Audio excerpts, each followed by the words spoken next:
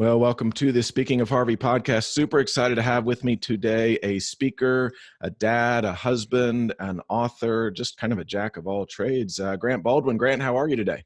Dude, I'm doing great. Thanks for letting me hang out with you today, Scott. I'm excited to have you. I'm assuming most of my listeners are aware of who you are, but for those that have been living under a rock for the last couple of years and haven't heard about Grant Baldwin, tell us a little bit about your background, who you are, how you got into doing what you're doing, all of that fun stuff. Yeah. So if we go back in time for a minute, you mentioned the two most important roles, dad and husband. So married to my high school sweetheart. We've been together for 22 years or so. We have 3 daughters. So it's me and a house full of women like you. It's awesome. It's the best. Yep. And so my career actually started as a youth pastor. So I worked at a local church for a little while and did some speaking there, and parts of it I liked, parts of it I didn't like. But the thing I really gravitated towards was speaking. Really enjoyed speaking, wanted to do more of it. No idea how to begin and what to do from there. And so for the next several years, just built up a speaking business of connecting with other speakers, learning the ins and outs of the world, and was speaking full time for several years, doing 60, 70 gigs a year. And then got to a point probably 5-6 years ago or so where I just was having a lot of people ask me, hey, I want to be a speaker. How do I do that? And so started building a couple trainings around that and developed a kind of a company around that. So that's the bulk of what we do today is the company is the Speaker Lab, and we teach speakers how to find and book speaking gigs. So yeah, all types of stuff we do in that world. Very cool. Was there a time where you were youth pastoring and speaking on the side? Was this something you kind of started as a side hustle? Obviously, as a pastor, you're speaking. Yeah. But was there a time that you were kind of doing both jobs? There wasn't. So it's kind of a clean break from one and transition into the next. And so I'd say this, so went to Bible college and always wanted to be a youth pastor and got into it. And so, like I said, was doing some speaking in that context of speaking to youth and speaking from time to time on the weekend in big church. And again, I parts of it I like, parts of it I didn't like. And it kind of left me going back to the drawing board of like, all right, if this isn't it, what do I ultimately want to do? And so when I resigned from that position, for the next probably 9 months or so, it was a lot of like quarter life crisis of figuring out like, dang, what am I going to do with my life? And Right. I don't know that I want to go to another church and find another youth pastor gig, but I'm not sure what I'd rather be doing. And I just went to college and spent tens of thousands of dollars for this thing that I'm not sure if I want to do. So now what? Our oldest daughter had just been born. So nothing like bringing a kid in the world that could just cause you to question everything. Yes. And so the thing I kept coming back to is speaking. And so, so there's a little break there between, all right, finish youth pastor role and getting rolling in the speaking space. So there was never really much of an overlap. Okay. So there was a time for me in the beginning, especially where I have always seen my speaking as my ministry. This is what, I feel like I'm called to do. And there was a time in the beginning where it was difficult to reconcile that with the pay aspect of speaking. Yeah. Was that a struggle for you in the beginning to get paid for what you saw as your giving to the community and your way to help people? Like from a negative standpoint of like, why am I getting paid to do this? Or was there a time where you felt like somebody said, hey, I don't have the money to pay you for this, and you're like, it's a good thing, I'll go out and do it? I mean, was that a struggle in the beginning?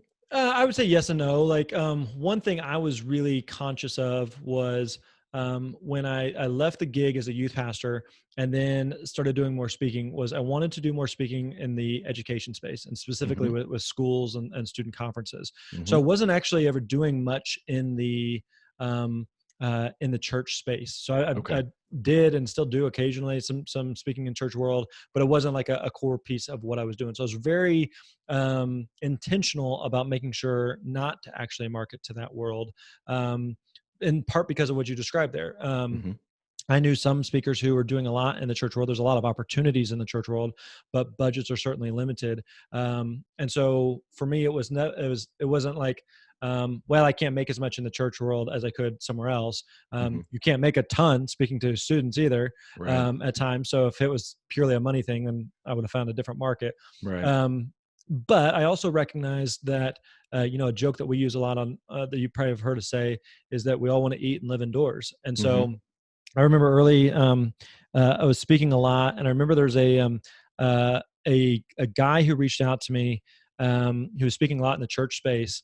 And he said, man, I did like 50 gigs last year. And a lot of them were camps. He was gone all the time. I did 50 gigs. I was gone constantly. I made $12,000 the whole year. Wow. And I was just like, that's poverty level, Yeah. And so there has to be a balance of, you can't just be like, well, I'm just doing this out of the goodness of my heart, and I'm gonna speak to everyone, I'm gonna make a difference. And like, Hmm. me and my family are dying. And Right. personally, financially, the stress that brings to a family, like you're doing something wrong. So, Hmm. so you have to look at it from both sides of it. Yes, we want to speak because we want to help people. And yes, we want to speak because we want to make a difference. But at the same time, if I make a difference for all those other people and I drop the ball as a husband or as a father, like we're doing something wrong. So Right. I have to make sure that I'm doing this to make a difference, but I'm also running a business. And so I can't Yes. just, man, everything's just out of the goodness of my heart and it'll all just work out. Like, that's a Yeah. horrible plan. That's not a Yeah. plan. And so Yeah. you can absolutely do things to help people and do things to serve people and to do things to make a difference. But at the end of the day, as a speaker, you're running a business. And Right. so, like, make no mistake about that. You need to make a living from that. Right. And I know, your kids are just a little bit younger than my kids, and it's always interesting when they start getting to the point where they realize dad does something different than most people for Sure. his job. Yeah. I mean, is there is there a celebrity factor? I mean, do they know that their dad is Grant Baldwin, or I mean, do they keep you grounded? I mean, what's something that they've done that you're like, you don't know who I am. This is what I do. Is there anything like that that's kind of stuck out with them? Yeah, I mean, there's been times where they've come with me to an event, and when I was doing a lot of speaking, and speaking was just purely full time, I was all in on that. I was Hmm. doing 60, 70 gigs a year. I still do some speaking, but not nearly as much. More do a lot more on the training side with other Right. speakers today. But there's been events that they've come with me to where there's a line of people that want to talk, or take pictures with people or sign autographs or whatever, and they're just Right. like, "Wait, what?" And I'm like, Yeah. "Yeah, that's right, girls."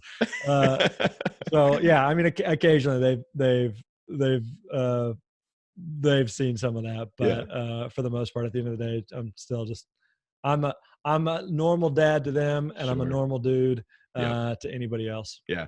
I love that. Has any of them expressed an interest in speaking? Not necessarily speaking. Like, some of them have some more like entrepreneurial type traits that I Right. could see them wanting to do something at some point.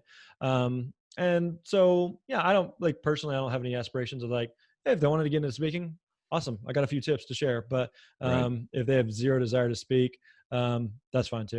Yeah. I'm not going to lose sleep over it either way. They'll be fine, Perfect. whatever they do. Perfect. So you're doing a lot now of training up and coming speakers and that kind of stuff. So what are some of the biggest mistakes that new speakers seem to make when they're getting started? Yeah, one of the big things, and we talk about this in the book, is that they're not clear on who they speak to and what's the problem that they solve. A lot Hmm. of times we're just interested in speaking. Like, man, you and I, we like speaking. Speaking's fun. Being Hmm. on stage, being in front of an audience, it's a rush. It's a cool experience.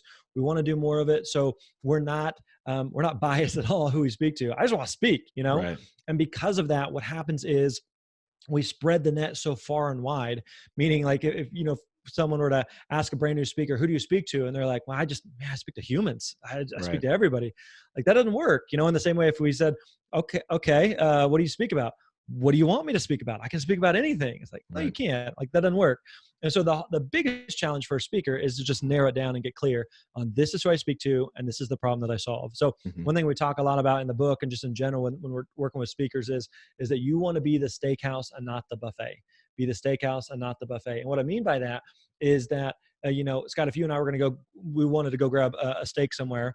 Hmm. We could go to a buffet where steak is one of 100 things that they offer, and they're all Right. probably mediocre. Right. Or you can go to a place where, like, that's all we do is steak, and we don't do tacos, and we don't do spaghetti, and we don't do pizza. But if you want steak, we are the best in town at that. Hmm. That's what you want to be as a speaker, right?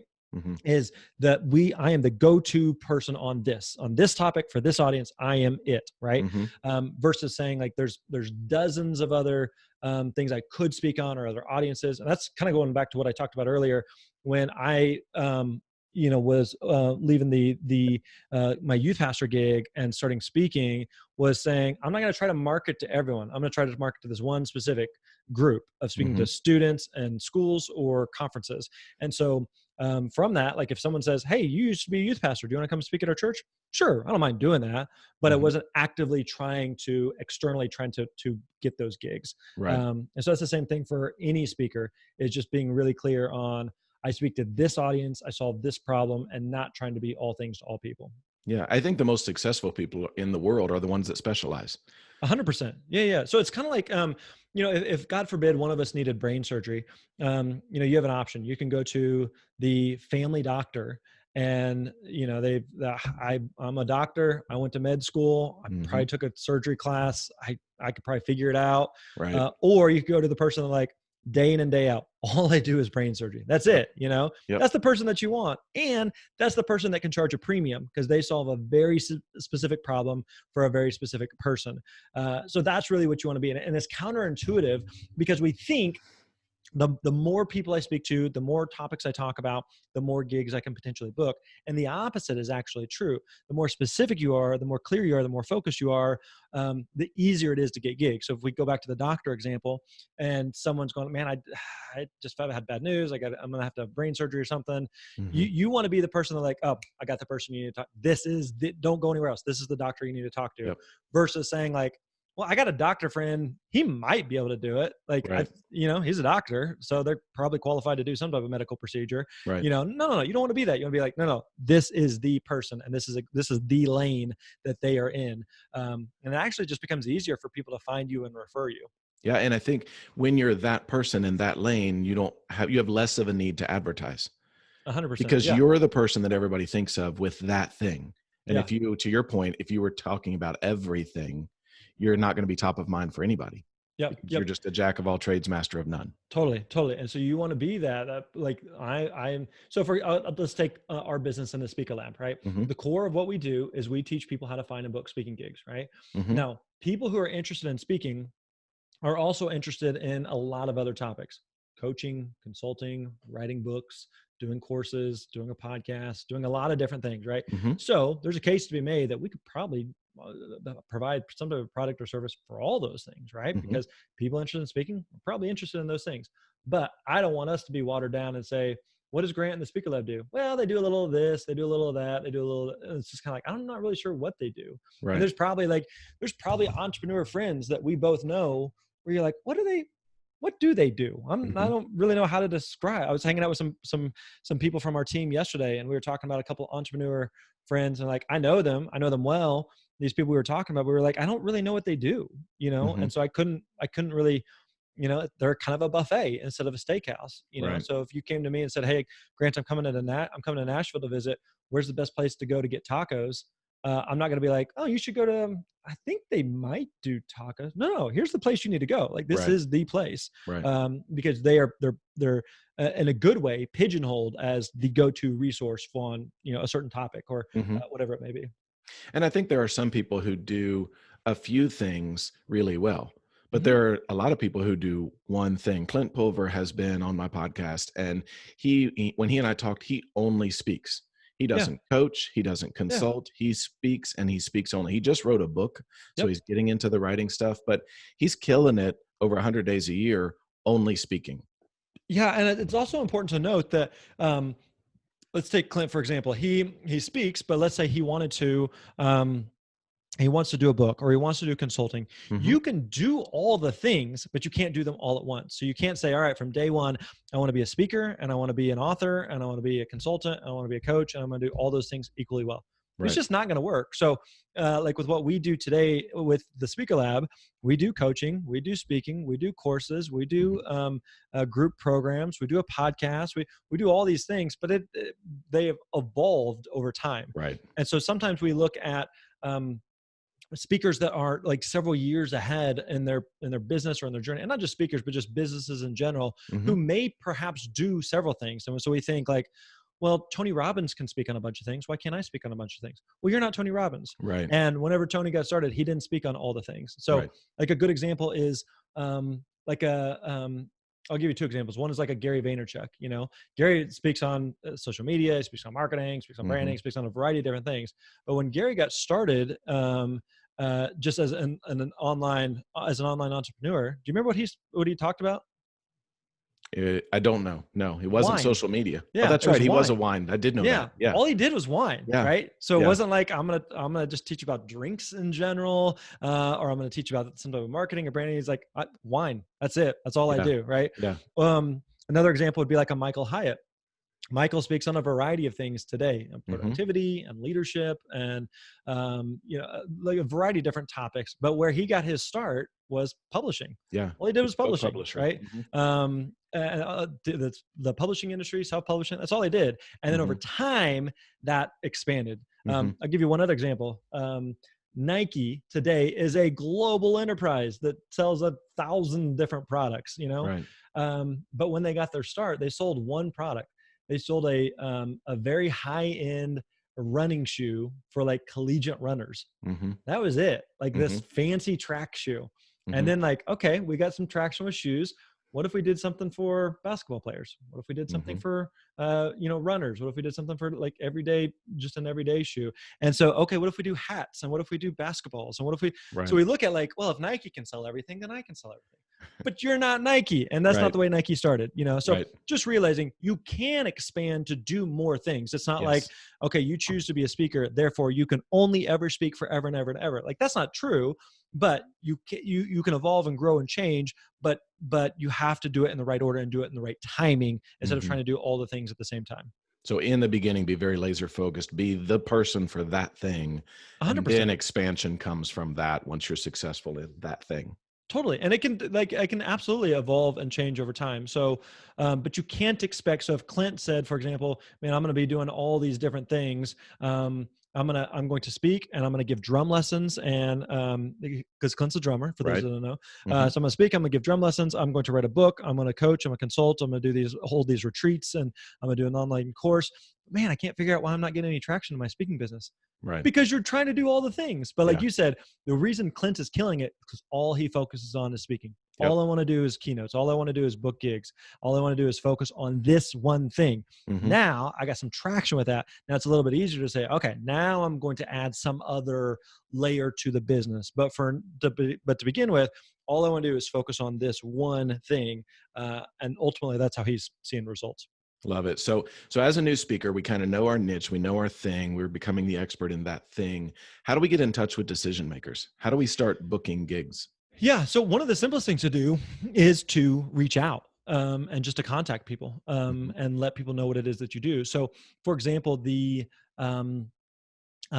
you, let's say that you speak on, what do you speak on?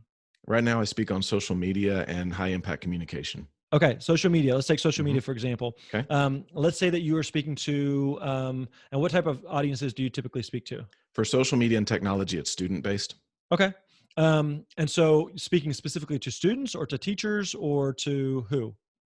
Mostly in the education environment. So I do student assemblies. I will sometimes do parent programs those evenings. Okay. But 95% of it is student based for that particular topic. Okay, cool. So you're speaking to high school students about social media and the pros and cons of social media and the good and bad of social media, right? Yeah. And then perhaps to the parents about that as well. Correct. So a question would be like, okay, you know who you speak to, you know what the problem is that you solve. Where do those people gather? And so the natural place is going to be at schools, right? And so not necessarily all, but a lot of schools bring in speakers for school assemblies or for workshops or something throughout the course of the school year. Mm-hmm. Those decision makers are typically going to be the principal, right? Sometimes it's going to be a counselor or an assistant principal or some other teacher or something, but a lot of times it's the principal. So it's not a far stretch to reach out to a principal primarily through email and just let them know, hey, here's who I am, here's what I do. Are you perhaps looking for any speakers this year to help your students with social media or something to that? And that's a pretty simplified version. But basically, the simplest thing you can do for booking gigs is to ask. And so to reach out to people and let them know, here's who you are, here's what you do. You're providing a solution to a problem that they already have, right? So if for example, like if all of a sudden it started dumping snow here, and then someone came to my door and said, hey, your driveway is covered in snow, but for $20, I'm happy to just make all that snow disappear. Now they can go about it one of two ways. One is they can actually come to my door and knock on the door and say, hey, I noticed this problem that you have. I actually have a solution for that. I can take care of that for you. Or they can put up a website and just sit back and be like, man, I hope it's snowing. I hope Grant thinks of me. Like it's probably not going to happen, So actually just letting people know, the people that are already looking for speakers, the simplest events to get hired for are those that are already looking for and hiring speakers. So Hmm. if you, let's say you're speaking to, let's take social media. Let's say you're speaking to not students, but let's say realtors, for example, right? Hmm. There's a lot of realtor conferences and realtor events who would be like, man, I'm interested in doing more with social media to build my business or to build my, my brokerage or my brand as a realtor. Hmm. And so reaching out to someone who's putting on a real estate conference, or a conference for realtors, is probably going to be interested in you because you're providing a solution to a need that their audience already has. You're not trying to convince them to hire a speaker for their event. They're already probably going to hire a speaker. You're just showing them why you're a good fit for it. Hmm. So reaching out face to face, that kind of stuff is great. I love the email. I love the phone call. Are there other ways that speakers can kind of build their brand message after they get off the stage, or even as they're getting ready to get on the stage? Is there a way they can get people involved? I mean, what do you say to people to spread a brand or message even off of the stage? Yeah, and so some of this kind of, let's go back to like Clint as an example. Hmm. We'll have to make sure he knows to listen to this since we talk a lot Yeah. about him. But one of the things that you want to be clear on is what are the other ways that people can connect with you offline, right? Right. Or rather online and off the stage. Hmm. And so that one of the best ways to do that is through an email list. And now this also depends on your audience. So there's a difference, knowing the difference between your buyer and your audience. So let's take Hmm. schools, for example. Right. Your buyer for someone that's going to hire Scott to come in and speak is probably going to be some, 45-year-old middle-aged person who's a school administrator, right? Hmm. But your audience is going to be some 17-year-old high school student, right? Right. So that the audience is different than who the buyer is. But ideally, you're creating some type of email list, and hopefully you have them kind of segmented of who's a buyer and who's an audience member. Um, of ways that you can keep in touch with people beyond just speaking. And so getting people to opt into your email list, and there's a lot of ways you can do that, Hmm. but getting people to opt into your email list and then continuing to provide them value long term, because that is absolutely the challenge with speaking, or one of the challenges is you go in and you speak and you do a great job and you leave, and it's Right. just kind of like you jumped in and like, I'm gonna just throw some stuff in the mix there, and then I'm out, and Right. hopefully it all works out. But being able to continue to help and serve and support long term, with that client or with that audience, is incredibly valuable. And so building the email list is absolutely one of the best things you can do, because I see a lot of speakers who I went and spoke at something, and I invite people to follow me on, social media or Facebook and Twitter Hmm. or wherever your audience may be, and Hmm. that's all fine. There's nothing wrong with that, but there's also a limitation there, because you're building on rented land. Right. So I remember, for example, when I first started speaking, I did a lot of speaking for students way back in the day, Hmm. and at the time, the hot thing was MySpace, and so man, Right. I had a big following on MySpace. And Yeah. it is gone, and Yeah. I have no control over it, right? So you don't want to do that where, man, I built this huge following or built this big list or big audience in this one platform that I have zero control over, Hmm. and then it's just gone. So that's where an email list is ultimately an asset that you own, that you can control the communication with to your audience. Yeah. Love it. So you've done this for quite some time. You've talked to a lot of people, over 1,000 paid speaking engagements, 500,000 people. Why a book now? Tell us about the book and why this came about now. Yeah. So, good question. So I did when I was doing a lot of speaking for students, I self-published a book for students, called Reality Check, basically Hmm. teaching how to make a transition from high school into college in the real world, and self-published that. Wrote every single word of the book, and so I don't necessarily enjoy writing. It's not something I look forward to, Hmm. but I had written a book bucket list, check the item off there, Right. and so I felt like I was good. So I wasn't necessarily like looking to write another book, but basically the way it came together was, a friend of mine, Jeff Goins, that I've known for several years. He was hosting something, and did like kind of a Q&A thing at that, and so there was a guy there in the audience who was in the publishing space. And so he went to Jeff afterwards, and he's friends with Jeff, and says, "Hey, has Grant ever thought about writing a book? What he speaks on and his audience would be a great fit for doing a book." And Hmm. so, so Jeff came to me. He's like, "Hey, have you ever thought about writing a book?" I was like, not really. Just not, nothing wrong with Hmm. it. Just not high on my radar. And Right. so then we start talking more, and he's like, "Hey, what if I wrote the book for you? I'll take all of your content. You have hundreds of podcast episodes. You have hundreds of interviews. You have multiple courses. You have all this knowledge on speaking. What Mm-hmm. if I take that and curate it and synthesize it into a book? I was like, Mm-hmm. okay, that's intriguing, Right. And so we that's ultimately basically what we did. So Jeff took all of our content and all of our words and made it look and sound pretty. And so it's really it was a great project. We're really, really proud of the finished project, and because he's a phenomenal writer. I Mm-hmm. have the knowledge on speaking, and he has the knowledge on writing, and so we were able to work together on that to really create a great product. So I think that's a good mix because, I've been to Jeff Goins' conference. I'm familiar with his work. I heard him speak first at one of John Acuff's conferences Yeah. when Acuff worked for Ramsey. Yep. So way back in the day. And Jeff always struck me as a writer who speaks. Correct. And you are a speaker who begrudgingly wrote a book once upon a time. Would that be a fair assessment? 100%. Yep. Okay. Yep. Yeah. And Jeff loves writing, and he's a phenomenal writer. So, I kind of jokingly say, if a publisher came to you and said, "Hey, we want to give you a bunch of money for Jeff Goins to write your book." Okay, let's do that. That sounds Sign me up. That sounds like a good deal. And so yeah, it was a win for everybody. So the book is The Successful Speaker. Comes out when? February? Yep, February 18th, 2020. I've pre-ordered my copy. I just couldn't remember the release date. Man. Amazon takes care of all of that. So tell us what the Successful Speaker is about. What could somebody expect from this book? Yeah, and so there's a lot of people who are interested in speaking, and some of them who want to speak full time, like you and I have done, and some that say, I don't want to speak full time, but man, I wouldn't mind doing 5 things a year, here or there, or 10 things a year, maybe just for fun and something I enjoy doing, or maybe it's lead gen for other parts of your business, and for those that are entrepreneurs or business owners, maybe I'm interested in speaking just to sell more books or to sell more courses or coaching or consulting.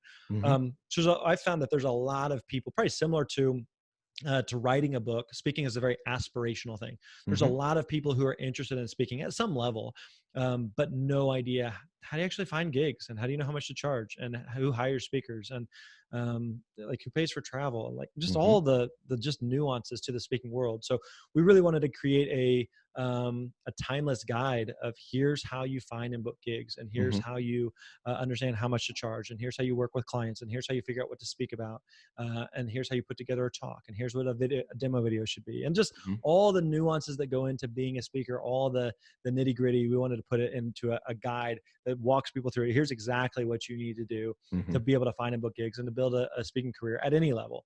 So yeah, that's ultimately what the Successful Speaker is all about.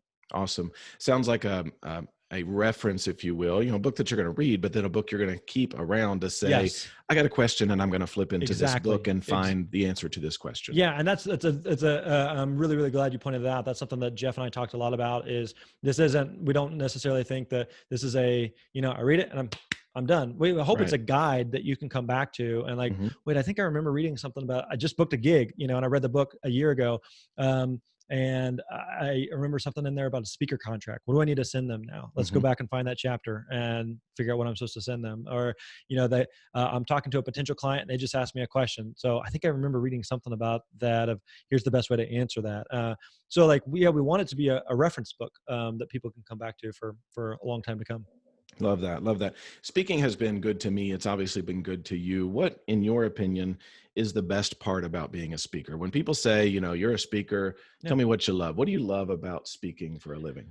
So there's a lot of different ways that you can serve and help people and through various forms of content, whether it's a podcast or a YouTube video or a blog post or social media. There's a lot of things that you can do, but there's nothing that compares to not only helping people in person and the impact that you can make there, but to see their faces and their reaction when you help them. There may be thousands of people that listen to this podcast and this recording, and we will not see any of their faces. Right. Maybe none of them are listening right now. Maybe they've all tuned out. They're like, those guys are dumb. I'm not listening, Yeah. We have no idea, right? But when you speak to an audience and you see their faces, you see the immediate reaction of they got it. The aha, the eureka, the light bulb moment. Like Yes. there's nothing that really replaces that, and that's an amazing feeling. And so you, as a speaker, you're arguably able to help people and impact people more than more than a podcast ever could, more than a book ever could, more than Hmm. um, a video ever could, because you have that human to human connection that's really hard to duplicate anywhere else. Hmm. And so speaking is able to do that. You have a really great opportunity to really help a lot of people and make a big difference. Yeah. Love it. And on your podcast, I know you've done some talks before about it doesn't get any worse than this. Yeah. I've talked with some of the people that I've interviewed. What's a time that kind of sticks out for you where you're on stage, you're speaking, you're like, I can't believe this is happening now? Yeah.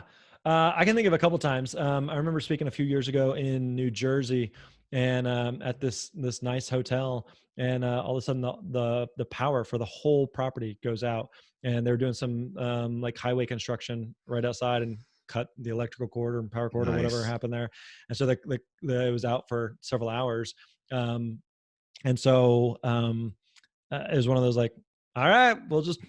So what was funny was everybody turned on their flashlight on their cell phone, and just because it was an interior room, there's no Okay. exterior lighting at all, Right. so it's pitch black in there. Everyone just kind of holds up their phone, and the mic's obviously not working. There's no Sure. sound system, but it wasn't it wasn't like a massive audience. It was probably a couple hundred people or something. I'm like, Hmm. I'm just gonna shout, and we just made it work.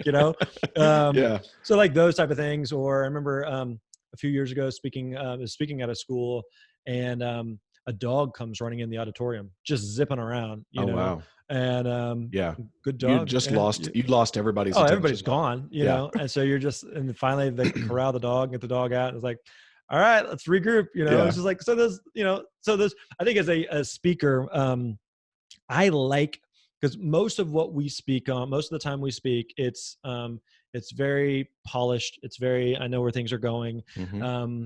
And so you like when things break that, because the audience feels like, okay, that wasn't scripted. That Right. wasn't supposed to happen. And it's Right. this raw, real, natural moment. Hmm. Um, a cell phone goes off, someone sneezes in a funny way, Hmm. something happens that the whole audience feels like this is that inside joke that we were a part of. Yeah. So like if you try to tell someone later, you're like, hey, you just had to be there, right? Right.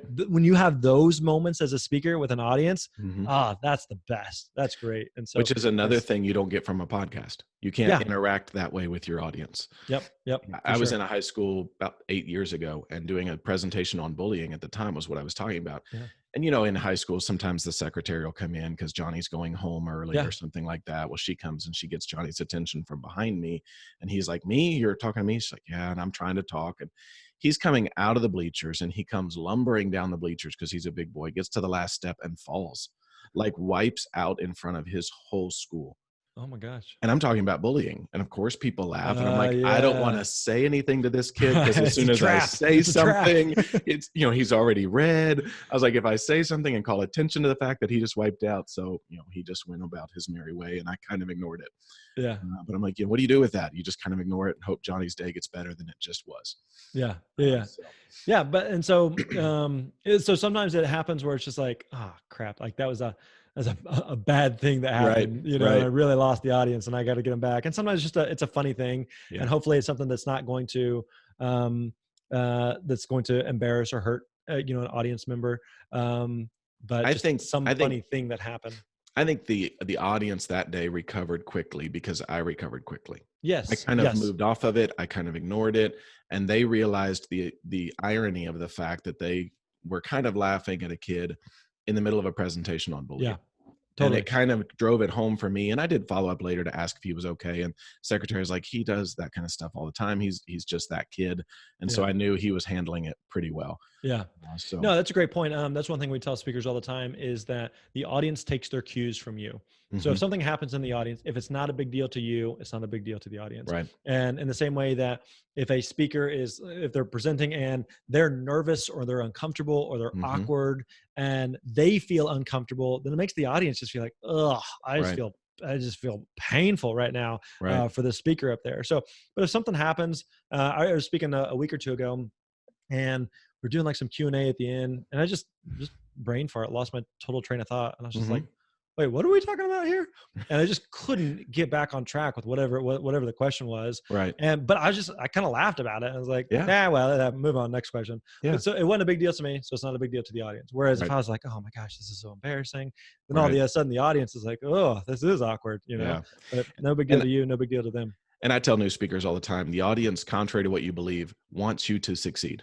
100%. Because I the don't want to only sit through a thing, bad speaker. no, that's really awkward. That's really difficult, and nobody wants that. So they want you to do well because they're sitting on bleachers in a school, or they're sitting in a folding chair in a Totally. cafeteria somewhere, and it's terrible.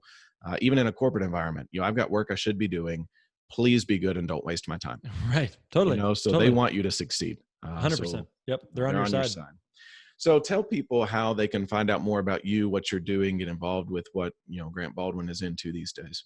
Yeah. So all the speaker training that we do is over at thespeakerlab.com, thespeakerlab.com. If people want to check out the successful speaker book that we've been talking about, they can find that over at thespeakerlab.com/book, thespeakerlab.com/book. If they're pre-ordering it, we've got a bunch of pre-order bonuses there that we want to hook people up with. So yeah, we got several things there for people who listen to podcasts, probably listen to other podcasts. And so we have the Speaker Lab podcast. I know that you mentioned you're binging and in the thick of that there. I am. We've got a couple hundred episodes over there Yeah. on all things speaking. So several different resources. We try to help and serve speakers however we can. Love it. Well, Grant, thank you so much for your time, all the success on your book, and let me know if I can do anything for you in the future. Thanks, Scott. Appreciate it, man. All right. Thank you.